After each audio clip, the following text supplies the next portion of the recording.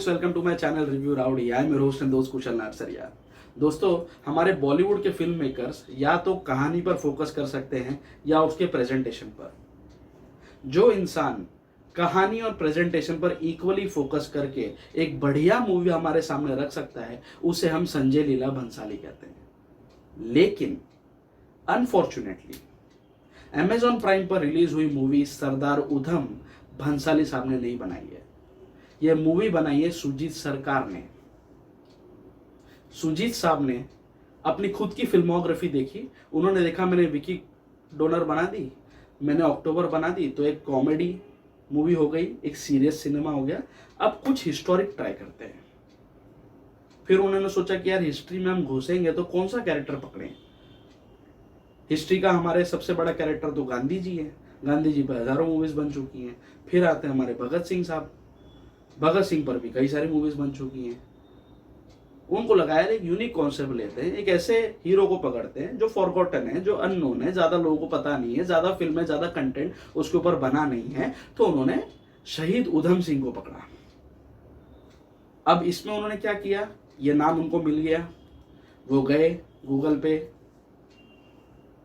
शहीद उधम सिंह का उन्होंने विकिपीडिया पेज पढ़ लिया। तो विकिपीडिया पेज पे जो डिटेल्स उनको मिली, वो डिटेल्स उठा के उसको एक स्क्रिप्ट का फॉर्मेशन दिया और ये मूवी बना डाली। जब स्क्रिप्ट तैयार हुई, वो प्रोड्यूसर्स के पास गए। प्रोड्यूसर्स ने बोला यार आजकल कौन देखता है हिस्टोरिकल सिनेमा, अब इसको चलाना है, इसको बेचना है, तो कोई नेपोटिज्म का प्रोडक्ट चाहिएगा, कोई स्टार किड होना चाहिए। तो भैया फिर इन्होंने विकी कौशल को ले लिया, है ना। क्योंकि जिस तरह से अक्टूबर में काम मांगने के लिए वरुण धवन सुजीत सरकार के ऑफिस जाके धमक गए थे, हो सकता है शाम कौशल पहुंच गए होंगे सुजीत सरकार के ऑफिस में कि भैया मन मर्जिया फ्लॉप होने के बाद मेरा बेटा घर पे खाली बैठा है, इसको लो, इसका करियर रिवाइव करो, है कि नहीं।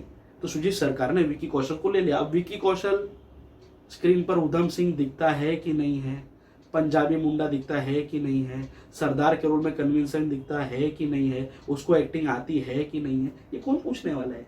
Who cares. पिक्चर ढंग की बनी तो ठीक है, नहीं बनी तो लॉकडाउन का बहाना बना के इसको ओटीटी पे बेच के अपनी रोकड़ी कर लेंगे। ये इंटेंशन था मेकर्स का। इसीलिए सुजीत सरकार साहब ने ज्यादा मेहनत की नहीं, ज्यादा रिसर्च की नहीं। जो विकिपीडिया पेज पे पढ़ा वो फिल्म के लास्ट 50 मिनट्स के रन टाइम में दिखा दिया। पिक्चर उन्होंने बनाई 2 घंटा 40 मिनट के आसपास की। मतलब जो भी मेकर कहना चाहता था वो लास्ट 50 मिनट में उसने कहा, बाकी का सारा कचरा है, पूरा कचरा। पूरी पिक्चर में विकी कौशल किसी भी एंगल से मुझे शहीद उधम सिंह दिखाई नहीं दिए, किसी भी एंगल से मुझे वो सरदार मुंडे दिखाई नहीं दिए, है ना।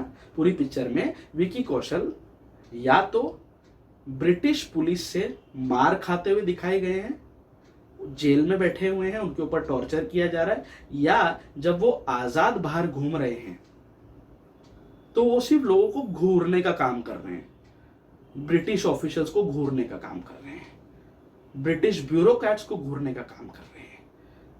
विकी कौशल पूरी पिक्चर में कभी झाड़ के पीछे से ब्रिटिश ऑफिसर्स को घूर रहा है, कभी गाड़ी के पीछे से घूर रहा है अपने चूसे हुए आम जैसी शक्ल बना के, बस वो सबको घूर रहा है। No dialogue, no background score, nothing at all. मैं इतना पक गया इसके घूरने से, इतनी देर तक ये घूर रहा था। मैं बोला भाई पिक्चर में कुछ डायलॉग्स ला, जनरल डॉयर को मारने के लिए कुछ प्लानिंग प्लॉटिंग कर, कुछ स्ट्रैटेजी बना, पिक्चर में कुछ जान लेके आ। तो विकी कौशल मुझे भी घूरने लग गया। No sense at all. Picture आगे बढ़ ही नहीं रही है यार। ये घूर रहा है, ठीक है, किसको घूर रहा है भाई, और इतनी देर तक घूर क्यों रहा है, आगे बढ़ना। ये घूरने के बाद ये क्या चीज पहले तो घूर रहा है, मेरे को ये बता, क्या देखना चाहता है, इसकी दिनचर्या देखना चाहता है, दिनचर्या देख के इसने क्या उखाड़ा, क्या प्लान बना रहा हो, तो तुमने दिखाया है नहीं। ऐसा तो है नहीं। देखो कहानी भैया वही है जो विकिपीडिया पेज पे आपको दिखेगी। जलियांवाला बाग मसाकर का बदला लेने के लिए शहीद उधम सिंह इंसिडेंट के 21 साल बाद यूके जाकर उन्होंने जनरल डॉयर को ठोक दिया था। कैसे ठोका था, उन्होंने एक बड़ी सी बुक खरीदी, उस बुक के पेजेस को गन की शेप में काटा, उसमें गन छुपा के वो गए और सामने जाके उन्होंने ठोक दिया। ठीक है, अब शहीद उधम सिंह के बारे में ये चीज सबको मालूम है कि उन्होंने जनरल डॉयर को मारा, बाद में पुलिस ने उनको पकड़ा, ब्रिटिश कोर्ट में उनका ट्रायल चला, उनको फांसी की सजा हुई, बस सब लोग यही जानते हैं। जो उधम सिंह के बारे में जानते हैं एटलीस्ट, जिनको नहीं मालूम है वो विकिपीडिया पे जाके पढ़ेंगे, उनको भी यही चीज दिखाई देगी। तो ये चीजें आपको दिखानी थी तो आप एक 40-50 मिनट की एक डॉक्यूमेंट्री बना के उसको खत्म करते। जब आप 4-3 घंटे की पिक्चर बना रहे हो तो आपको कितना स्कोप था कंटेंट दिखाने का। आज सुजीत सरकार जैसे डायरेक्टर इसमें ऑन बोर्ड आ रहे हैं, मैं ये एक्सपेक्ट कर रहा था कि आप कुछ प्लानिंग प्लॉटिंग दिखाते। ऐसा तो नहीं कि उधम सिंह जी के दिमाग में एक दिन ऐसे अचानक ख्याल आया कि भैया मेरे को बुक लेके उसमें पेजेस काट के गन लेके जाके छुपा के उसको मार देना चाहिए। Considering the fact Udham Singh जानते थे पूरी दुनिया पे ब्रिटिशर्स का ही राज चल रहा है, वो जिस हॉल में जाके डॉयर को ठोकने वाले हैं उससे बाहर निकलने का कोई रास्ता नहीं होगा, बिकॉज इट्स हेविली गार्डेड। उनके ऊपर ट्रायल चलाया जाएगा, पुलिस उनको पकड़ेगी, वो जानते थे। क्यों? क्योंकि इंडिया में भी जब वो अगेंस्ट ब्रिटिश गवर्नमेंट प्रोटेस्ट कर रहे थे तो 2 बार जेल जा चुके थे। सो ही न्यू द प्रोसेस कि वो पकड़े तो जाएंगे, पूरी दुनिया में इनका राज चल रहा है और मैं उनके ही लैंड पर जाके उनके ही एक जनरल को जाके मैं उड़ा रहा हूँ, तो मेरे पे कार्रवाई तो होगी, ये बात उनको पता है। तो क्या उनका कोई प्लान भी नहीं था? क्या उन्होंने ये नहीं सोचा कि कल को मैं कुछ भी हो सकता है मेरा, मैं उसके सामने खड़ा हूँ, मेरे से ये गन नहीं निकली बुक के अंदर से, तो मेरा प्लान बी क्या है? कुछ तो उन्होंने सोचा होगा ना, किसी के साथ वो जुड़े होंगे, कोई उनका भी गुप्तचर होगा जो पीछे से उनको वॉच कर रहा होगा, राइट? ऐसा तो नहीं फर्स्ट असैसिनेशन अटेम्प्ट में ही वो सक्सेसफुल हो गए, उसके पहले भी उन्होंने डायर को मारने की कोशिश की होगी जहां पे वो फेल हो गए होंगे। यही चीज तो देखना था, यही चीज का तो स्कोप था, इसी पे तो रिसर्च और मेहनत चाहिए थी। कुछ भी नहीं किया, बस घूर रहा है भाई पूरी पिक्चर में, कुछ दिया ही नहीं उसको। ऐसे आराम से नल्ले जैसे बात कर रहा है, ब्रिटिशर्स उसको मार रहे हैं, बैठ के आके बोलता है मेरा ऐसा है वैसा है, ये है वो है। अरे भाई तू फ्रीडम फाइटर है, तू एक सरदार है, तू उधम सिंह है यार, ऐसा जोश में बात कर। भगत सिंह फांसी के लिए जा रहा था, गाना गाते गाते गए तीनों, भगत सिंह, सुखदेव और राजगुरु। इतना टॉर्चर उन लोगों ने झेला हंगर स्ट्राइक की जेल के अंदर। Those are freedom fighters, those are national heroes यार। आज तुम एक हीरो को रिप्रेजेंट कर रहे हो, तुम ऐसे बैठे हो ब्रिटिशर्स के सामने, कम ऑन। हाँ ऐसे बैठा है और फिर इसको जोश कब आता है जब वो ब्रिटिशर्स कुछ भगत सिंह से रिलेटेड पूछ लेता है। So Bhagat Singh and Udham Singh were very close friends, I respect both of them a lot. लेकिन इस मूवी में उनको जस्टिफिकेशन नहीं मिला, दोनों को ही कचरा बना दिया, खिचड़ी बना दी। जब भी ब्रिटिशर्स भगत सिंह के बारे में कुछ पूछते हैं, विकी कौशल गुस्सा हो जाता है, नाराज हो जाता है, भगत सिंह के बारे में कुछ नहीं बोलने का, you know don't know anything about him. और फिर तुरंत इसी स्पॉट पे पिक्चर चली जाती फ्लैशबैक में, और भगत सिंह और उधम सिंह के बीच में किस तरह की दोस्ती थी, क्या इनका इंटरेक्शन था, वो दिखाने लग जाते हैं with no sense at all. एक लीनियर स्क्रीन प्ले रखने की जरूरत थी इस फिल्म में, लेकिन नहीं। सुजीत सरकार साहब को क्रिस्टोफर नोलन बनने की चूल मची थी, इनको मोमेंटो बनाना था। पिक्चर कभी प्रेजेंट में चल रही होती है, कभी पास्ट में चली जाती है, फिर फॉरवर्ड हो जाती है, कुछ भी चल रहा है भाई। एक लीनियर स्क्रीन पे रखो, एक proper crime thriller, spy thriller जैसे इसको ट्रीटमेंट दो। क्यों नहीं बन सकती फिल्म? बन सकती है। जब ये भगत सिंह का नाम देते हैं, वो फ्लैशबैक में चले जाता है, फिर इन दोनों का बीच का इंटरेक्शन दिखाते हैं, कोई सेंस नहीं था, कोई सेंस नहीं था, टाइम वेस्ट था। एक टाइम पे ऐसा हो गया, इनका इंटरेक्शन इतना लंबा हो गया, मुझे लगा पिक्चर भगत सिंह पे बनाएगी कि उधम सिंह पे बनाएंगे, because nobody knows much about Udham Singh. तो आपको रिसर्च करके इनको हीरो प्रेजेंट करना चाहिए था। He was also a hero, इन्होंने भी बहुत सारा सहा है, specially after Jallianwala Bagh, but कुछ भी नहीं दिखाया। Total bogus, total flop. लोग क्या क्या चीज लिख रहे हैं इस फिल्म के बारे में, वाह बेटा वाह, क्या स्टैंडर्ड हो गया हमारा। IMDb पे इसका 9.2 या 9.3 की इसकी रेटिंग मिली है। इतनी बोर पिक्चर को, इतनी मरी हुई पिक्चर को, कमाल है भाई। एक क्रिटिक का मैं देख रहा था, रिव्यू आया था, सुजीत सरकार masterpiece is a slow burner. At least उसने एक्सेप्ट किया कि ये स्लो बर्नर है, लेकिन ये बर्नर कब तक स्लो रहेगा भाई, मैं कब तक पेशेंस रखूं। कोई सेंस नहीं है इस फिल्म में अपना टाइम वेस्ट करने का। हाँ, ऐसा नहीं है कि फिल्म में सिर्फ नेगेटिव पॉइंट्स है या फ्लॉज हैं, कुछ चीज़ें हैं जो इस फिल्म के फेवर में जाती है, कुछ पॉजिटिव्स हैं जिसकी मैं अभी बात करना चाहता हूँ। सबसे बड़ा पॉजिटिव पॉइंट इसमें है लास्ट का 50 मिनट्स का रन टाइम। लास्ट 50 मिनट्स में हमें ये दिखाया गया है कि किस तरह से जलियांवाला बाग का मैसेकर कंसेप्चुलाइज किया गया था, एग्जीक्यूट किया गया था, क्या रीज़न था। एक पीसफुल प्रोटेस्ट करने के लिए जमा हुए 20,000 से ज़्यादा लोग, किस तरह से उनका नरसंहार किया गया था। आज तक बॉलीवुड की हज़ारों फिल्मों में जो इंडिपेंडेंस से कहीं से भी कनेक्टेड है, चाहे वो रंग दे बसंती हो, चाहे शहीद भगत सिंह हो, लेजेंड ऑफ भगत सिंह हो, सब में 5 से 6 मिनट का एक सीक्वेंस दिखा देता है जलियांवाला बाग का और वहीं पे उसको ख़त्म कर दिया जाता है। But in the history of Indian cinema this has happened first time, जहाँ पे जलियांवाला बाग मैसेकर को कोर प्लॉट का हिस्सा बनाकर इसे डिटेल में दिखाने की कोशिश की गई है। आज से पहले किसी ने ये नहीं सोचा, किसी ने ये नहीं पूछा। हमारी हिस्ट्री के टेक्स्ट बुक्स में भी एक पैराग्राफ इसके ऊपर दिखा देते कि भाई जलियांवाला बाग का मैसेकर हुआ था, जनरल डायर ने अपने आर्मी के साथ घुस के पीसफुल प्रोटेस्टर्स के ऊपर गोलियां चला दी थी, हजारों की तादाद में लोग मारे गए थे, बस हमको यही पता है।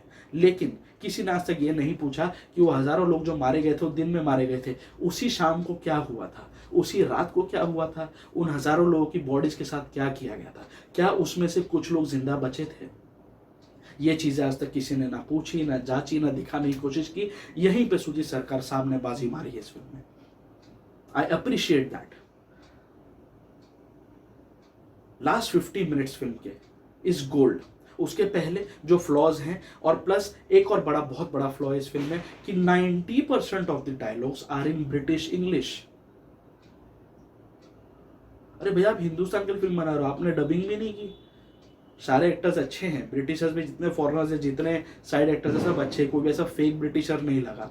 लेकिन भैया क्या जरूरत है, आप क्या दिखा रहे हो, किसके लिए फिल्म बना रहे हो भाई? हैं 90% डायलॉग आपने इंग्लिश में रखे हैं। फिर आप जब 50 मिनट्स में जब लास्ट के उसमें आते हो, तब मुझे लगा कि भैया फॉरेन लोकेशंस और इंग्लिश बाजी बहुत हो गई। सुजीत सरकार को लगा यार अभी थोड़ा एक रियलिस्टिक सिनेमा बनाते हैं, फिल्म को एक रियलिज्म का टच देते हैं और रियली दिल दहला देने वाला मैसेकर दिखाया इन्होंने। आपके रोंगटे खड़े होंगे, मेरे रूह कांप गई थी, मेरे आंखों में से आंसू आ गए थे लास्ट 50 मिनट का मूवी देखकर। जिस तरह से मैसेकर दिखाया गया, जिस तरह से उधम सिंह का इसमें रोल दिखाया गया, जो उन बॉडीज के साथ किया गया उस रात को, अगले दिन जो कुछ भी है, ये नहीं देखा जाएगा। इट्स नॉट फॉर द फेंट hearted, not for the week hearted.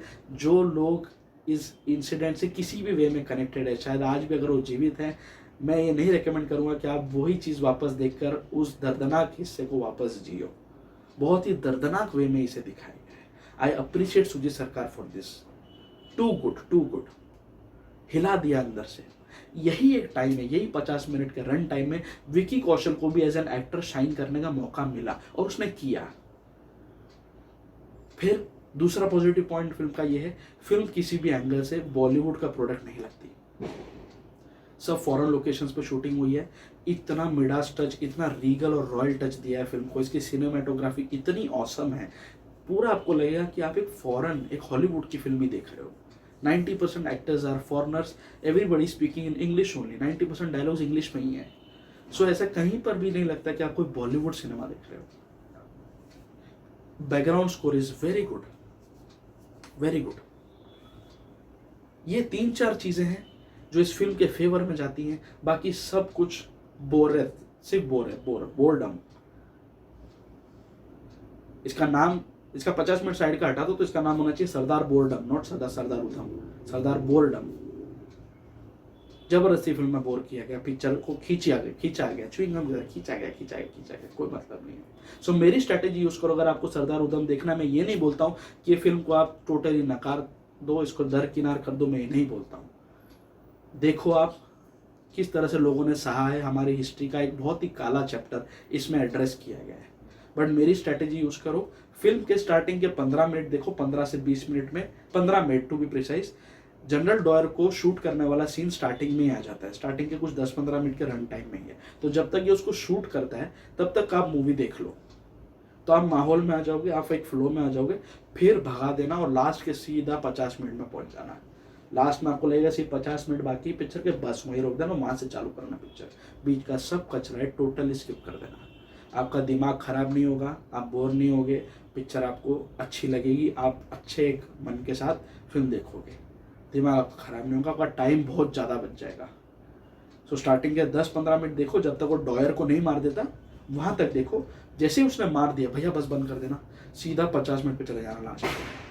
कोई आपको लगेगा कुछ छूटा ही नहीं है आपका, क्योंकि पिक्चर में बीच में कुछ है ही नहीं, जान ही नहीं है, दम ही नहीं है।